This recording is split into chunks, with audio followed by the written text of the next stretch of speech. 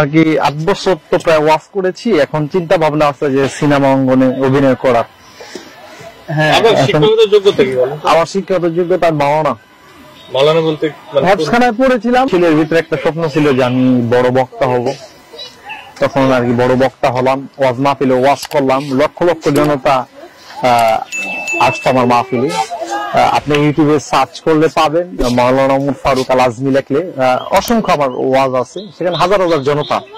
তো পরবর্তীতে ভাবলাম যে একটু সিনেমা টিনেমা করি, ওয়াজ অনেক করলাম, এখন সিনেমা করি যে কেমন হয় বা কি আসে। ইন্নাকা লা তাহদি মান আহবাবতা ওয়ালাকিন্নাল্লাহু ইয়াহদি মান ইয়াশা। তার মানে আপনি কি স্বীকার করবেন যে আপনি পথভ্রষ্ট? আকৃষ্ট হলাম যে একটা সুপারস্টার হওয়া যায় কিনা, শাকিব খান হওয়া যায় কিনা। আমার যেমন তাদের ঈদে মনে হয় রাজকুমার একটা রিলিজ হয়েছে, তো আমার যদি সামনে মনে করেন আরো অন্য কোন কুমার যদি রিলিজ করা যায় তাহলে একটা আলোড়ন হবে না। আপনি কিভাবে বুঝলেন যে আপনাকে দিয়ে সিনেমা তৈরি করবে? কত বছর ধরে নামাজ পড়াইছেন মসজিদ মাদ্রাসায় এবং ওয়াজ করছেন বলেন তো আগে, এটা শুনি। আপনার নামাজ হবে প্রায় 5 বছর, ইমামতি করেছি। ভাই আমরা একটু আপনার ক্যাপটা খুলে দেখতে চাই। না ভাই, এটা খোলা যাবে না ভাই, ক্যাপটা খুলে না ভাই, ভাই প্লিজ ভাই খোলা যাবে না, ভাই খোলা যাবে না, একবার একটু খুলেন ভাই। কি অবস্থাটা ভাই আপনার ছেলে? কি অবস্থা ভাই?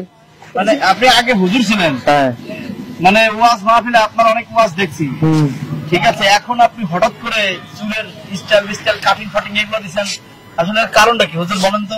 ছেলে খারাপ ভাই না, স্টাইল যেরকমই হোক, কিন্তু আপনি একজন ইসলামিক বক্তা, আপনার ওয়াজ শুনে অনেক মানুষ হেদায়েতের পথে আসে, আর আপনি আজকে টিকটক মার্কা চুল কাটে একবারে অন্যরকম ফ্যাশন দিয়ে জিন্স প্যান্ট আর শার্ট পরে আপনি মানে ঢাকার রাস্তায় রাস্তায় ঘুরে বেড়াচ্ছেন, আপনি নাকি এখন সিনেমা করবেন, মানে লাইন কেন এটা বলেন তো? আর কি 8 বছর তো প্রায় ওয়াজ করেছি, এখন চিন্তা ভাবনা আছে যে সিনেমা অঙ্গনে অভিনয় করার। শিক্ষাগত যোগ্যতা কি বলেন? আমার শিক্ষাগত যোগ্যতা মাওলানা। মাওলানা বলতে হেফজখানায় পড়েছিলাম, হেফজে পড়েছি, বাট দাওরা কমপ্লিট করেছি। তারপরে দাওরা পাস আপনি? হ্যাঁ। তো একজন দাওরা পাস আলেম কিভাবে এরকম একটা লাইনচ্যুত হয়ে যায়? কিভাবে হয়ে যায় সেটা আসলে আমি তো বলতে পারতেছি না, এরকম তো ইতিপূর্বে কি হয় নাই, জাস্ট আমি মনে হয় কোন জিন টিন ভর করেছে নাকি? জিন আসলে এরকম ভাবে নাই, তবে 2টা ছিল, এগুলো এখন আছে কিনা বলতে পারতেছি না।